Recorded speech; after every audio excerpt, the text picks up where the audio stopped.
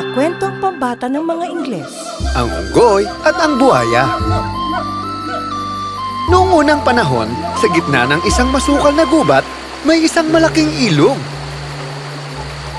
Sa ilog na yon, nakatira ang matandang buhaya. Hindi na siya nakakahuli ng hayop na makakain dahil mahina na siya. Isang araw, nagutom ang buhaya at naisip niya sa kanyang sarili na, Ang hirap talaga manghuli ng pagkain sa lupa. Kailangan kong subukang makahuli ng isda sa ilog. Nagugutom na ako! at nang subukan niyang hulihin ang isda, mabilis na nakatakas ang isda mula sa kanya. Pagod na siya at nangihina, kaya nagpasya siyang magpahinga muna sa ilalim ng puno sa may tabing ilog. Isang unggoy ang nakaupo sa sanga ng puno na iyon habang kumakain ng ubas. Nakita ng buhaya ang unggoy at tinanong niya ito. Kaibigang unggoy, anong kinakain mo? Maaari mo ba akong mabigyan kahit kaunti niyan? Gutom na ako! Ubas ang tawag dito! At napakatamis nila! Ito, kainin mo to! Yum, yum, yum, yum, yum. Oo nga!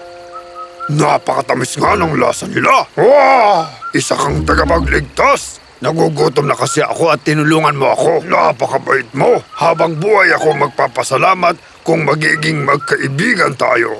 Natutuwa ako at ako ay tinulungan mo. Maraming salamat sa iyo, bago kong kaibigan. Oo naman, bakit hindi? Magkaibigan na tayo ngayon.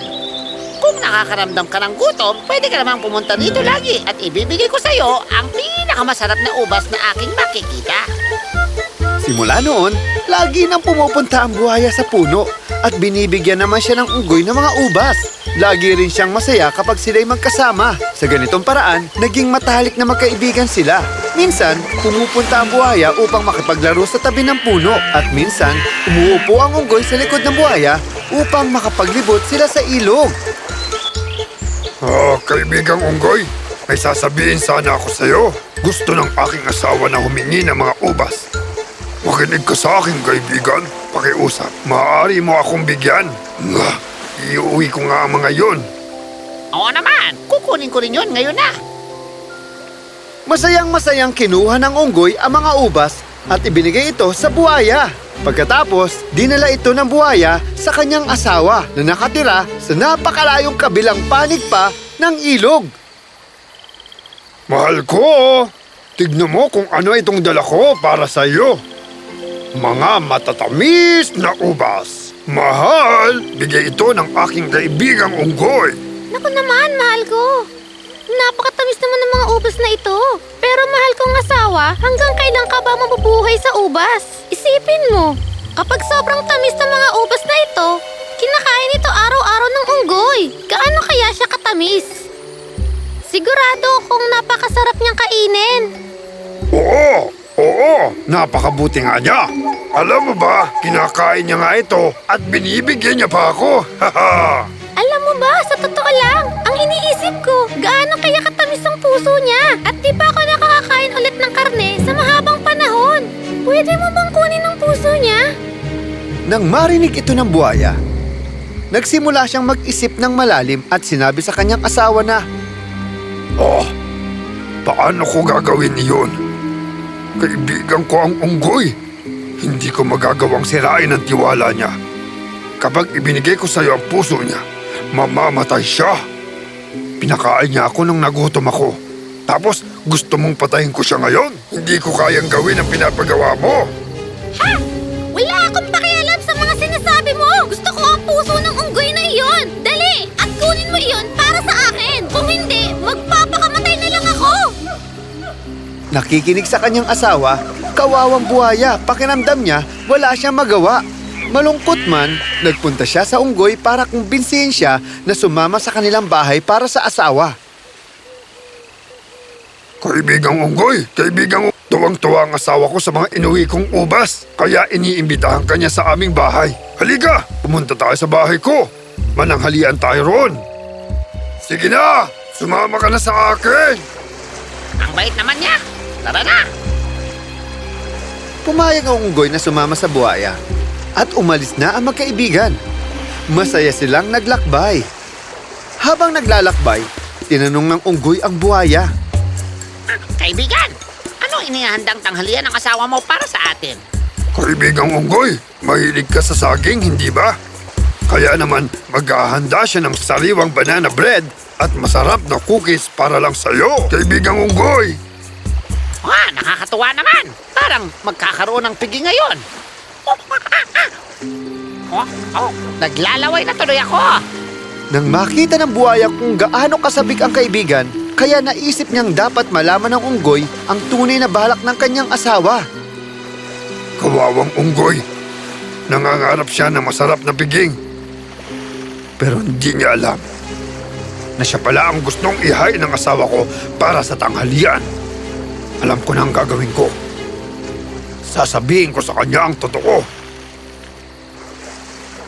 Oh, kaibigan kong unggoy, may sasabihin ako sa'yo. Kaibigang unggoy, gusto ng asawa kong kainin ang puso mo. Patawarin mo ako. Kapag hindi ko ibinigay ang gusto niya, magpapakamatay siya. Hindi ko gustong gawin ito sa'yo, pero wala akong magagawa.